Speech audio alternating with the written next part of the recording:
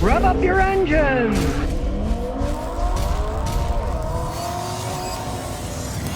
Now, this is why I tell you, don't buy an electric car today, because the technology is changing. We don't know what's going to work, if anything.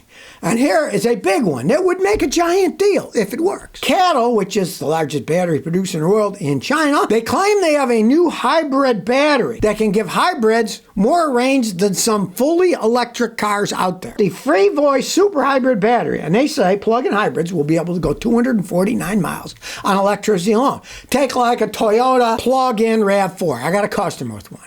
And he can go 55 miles, even at highway speeds, on electricity alone. Well, that's 55 miles. If it could go 249 miles on a hybrid battery alone, and then when the hybrid battery runs out of electricity, you can run it on gasoline, have a range of 700 miles or something, then people will buy hybrids. They'll never worry about being stranded, and they can use it as an electric car, 249 miles. Now, who knows? It's a Chinese company. They may be just lying to us, right? They claim that they have this battery that they're putting in cars that can do that. And besides showing that giant increase that a plug-in hybrid, it's got a gasoline engine and electric motor, could go 249 miles on its hybrid battery, they also say that the new battery has 4C super fast charging. So they could get 174 miles of range in 10 minutes. That is something Americans could accept. Right? Now, you still would need an infrastructure to charge them at the super fast charger and all that stuff, which is still a long way in the future. If you're going to travel cross country, deserts all over the place where there's no super fast chargers whatsoever.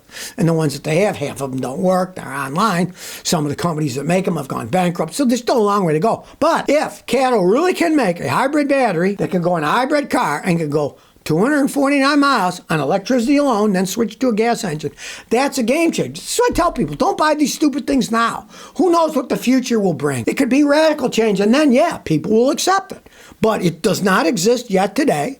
This is a claim that Cattle comes out. Let's see in the next 5 years if they actually make them and they actually last and can actually go that far in a hybrid car. Because it would be a game changer. Well, the Canadians in Toronto at least are learning what to do with Tesla fires. There was a Tesla fire the other day. The car crashed on the expressway and killed a bunch of people. One person was pulled out by the bystanders and saved, but the rest all burned up because, of course, the Tesla battery started on fire. But the Canadians in Toronto have learned what to do with these stupid electric battery fires.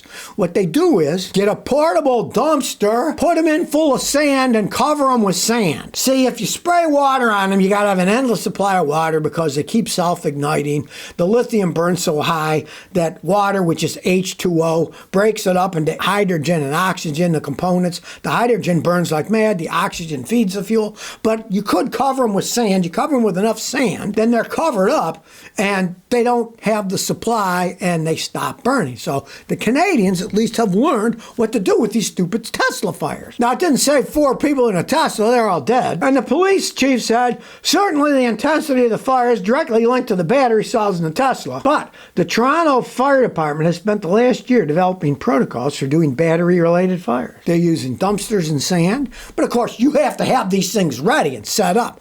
Toronto's the biggest city in Canada. They got money coming out of their ears, right? So they can afford this stuff. Small towns, little cities, townships, they couldn't afford to have this kind of equipment to put the fires out in the thing. They're just going to keep hosing them down with water. Or if they're lucky and they're close to a lake or the ocean, they can push them in and then they'll sink in the water. And even though water technically can turn into H and O and burn, since they're in the water's cool, and the water makes the temperature of the lithium go way under its flash point, and the fire will eventually go out. It'd bubble a little, but then the fire would stop because it's so cold. It has to do with pure temperature. And if you immerse them in cold enough water, it will just stop burning. Cars destroyed, of course, but they're destroyed anyways. That's, another thing about electric cars. You get in a wreck, they have a fire or something, it's the end of cars.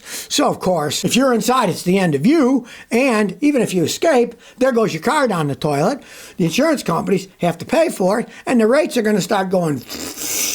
If everybody drove electric cars, you think your car insurance is bad now? You see what it would be if everybody was driving these cars? They were getting wrecks and fires all over the place. And then every time they get in the medium-sized wreck, cars totaled, batteries destroyed, oh, too dangerous, throw it away. And then if it is starting on fire, you could never fix it because they're going to either dump it in water or cover it with sand and fill it up. Then it goes to the junkyard. People don't think about the long term. And they try to say, oh, we're saving the planet with these things. No, they're not. It's just another money grab by corporations and stupid government officials who don't know which end is up. Here's what I don't understand, okay? Lincoln Navigator, now the cheapest one they make, it starts at $99,995. Now, last year, the cheap one was only $83,265. This is the cheap one. But they dropped the cheap one. Now, you got to come up with at least $100,000. That is the cheapest one. The fancier ones can be $120,000. Who is spending this kind of money on an SUV? Now, their sales are so bad, I looked at a breakdown. They didn't even tell you how much they sold the whole year. But per month, right? 1 month, 1,000. 1 month, they sold 1,200. 1 month they sold 801. Well, so that's telling you maybe they're selling 14,000, 15,000 of a year. It's a spit in the bucket, right? And that's why now they're only selling them 100,000 bucks up. They figure we don't sell that money, so let's try to get as much as we possibly can. And all these people that have that kind of money that are dumb enough to buy one of these things, hey, we'll charge them a little bit more. It just amazes me that people are going to have to pay $100,000 up for a Lincoln Navigator. I mean, it doesn't make any sense. It just doesn't. But it makes a lot of dollars for Ford if they sell them. But then again, they make a lot of money on a small amount, right? It's better to sell millions of something and make decent money than sell 15,000 and make more for a unit. But in hand run, they don't make that much money. Now, doesn't this look ridiculous? You see this looks like duct tape on an airplane, especially this one where the whole front nose looks like it's got duct tape holding it on. Like, geez, I don't want to get in that airplane. Well, what those things actually are is aluminum aviation tape. They are put on to temporarily fix supposedly a small problem. Now, they've been doing this for quite some time, but when they get to the level of this one, with the whole nose cover, I'd be kind of leery about getting on that plane, you know? It's aluminum aircraft tape. It's very strong, but I mean, the whole idea that you see the front or you see the wing is covered with this tape that looks kind of like duct tape, I'd be kind of leery myself. It's like, hey, is this really just a minor problem? Is this tape really holding the plane together? I mean, it would kind of make me wonder. I have yet to have been on one that I noticed any of it yet. I mean, if I saw that one with the nose all covered up with tape, I'd be kind of thinking second thoughts about boarding that airplane. It just flat looks bad. It looks like some rolling pile of crap that somebody's got on a highway that's been in a bunch of wrecks and they have duct tape holding the fenders on and the bumpers are held on with duct tape or the trunk is duct tape shut. It's used, they say anyways, for minor non-structural damage covering dents or scratches that don't affect structural integrity and securing loose objects like a panel until they can be properly fixed. Well, if there's a panel on a wing and it's loose, I don't really want to have it held on by a piece of tape while I'm flying somewhere. I'm sorry, I don't care. And it really looks bad. Please, just fix the stupid things. Don't put tape on it for a while and fly people around until you feel like fixing it, It just flat out looks bad. It makes people feel insecure. And people have enough problems with flying around being worried about the planes crashing anyways to start putting tape on the planes to keep them together. I mean, it just looks bad. Well, it looks like Uber and Lyft found a loophole in the New York City law that they have to pay them a wage, which is like $17.22 an hour minimum. What Uber and Lyft, they claim, have found is that they will lock drivers out.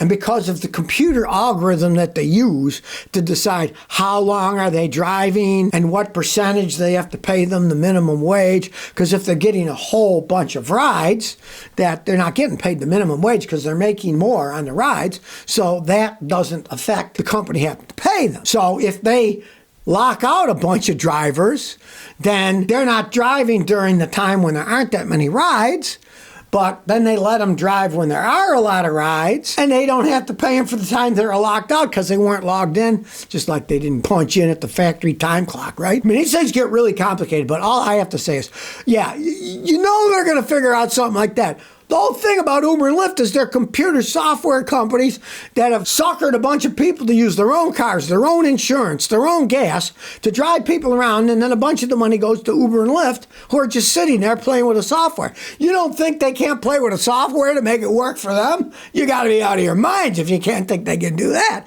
And how are they going to prove that they're cheating them? Hey, what, are they going to get software engineers, the government in New York City, the corrupt New York City government is going to have actual software guys that would understand. I don't think so. That's the thing. You can make laws, but if it has to do with software companies, they'll just find another software thing to subvert the whole thing. It's just like these politicians saying, we're going to tax the rich. That'll pay for everything. No, you won't. The rich don't pay taxes. They'll hide their money offshore. They'll go to another country. They'll put it God knows where. They'll buy gold bullion and hide it in Switzerland. There's so many ways they can hide money. It would make your head spin. They can do it legally. They got a lot of lawyers, all that. All right? And just like you think you can legislate that they're going to pay these people this money, hey, these are software companies. They're going to figure a way out of it. Looks to me like they have. Right? These things are pretty complicated, and think you're going to have a simple thing. We'll give them a minimum wage. Of course it's not going to work. They're still technically contract labor people. They just say, oh, I want this minimum wage, knowing all along that they'll find a way around it, and it looks like they have. So if you never want to miss another one of my new car repair videos, remember to ring that bell.